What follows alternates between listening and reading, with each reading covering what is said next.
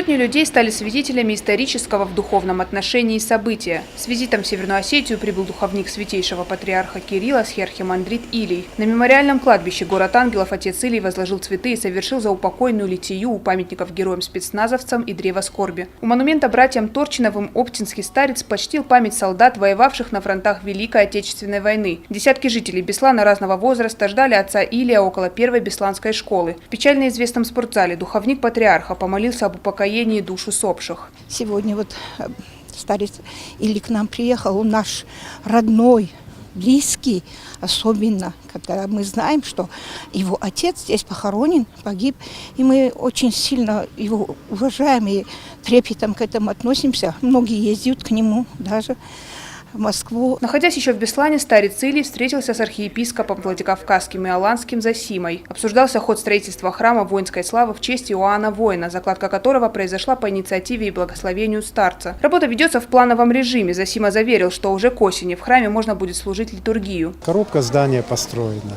Теперь надо продолжать. Надо установить купол, отделочные работы надо вести, потом кровлю, облицовку этого здания камнем. В аланском таком стиле монастырь, этот храм строится. Вот, и делать благоустроительные дела. Вот все, что нас ожидает впереди. С ходом работ старец ознакомился уже во Владикавказе. Совершив литию на мемориале славы у братской могилы, где покоится его отец Афанасий Ноздрин, схиархимандрит последовал в строящийся храм Иоанна Воина. Сотни верующих выстроились плотным строем от мемориала славы до самого храма. Ослужив молебен, отец Илий выступил с обращением. Есть Господь, есть вечность.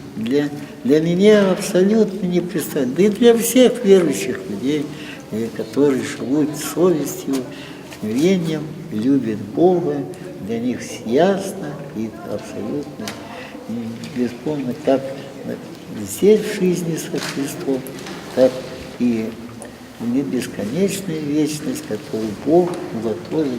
Как Господь говорит: ищите прежде Царство Небесное, да знайте единую истину Бога и жить вечно.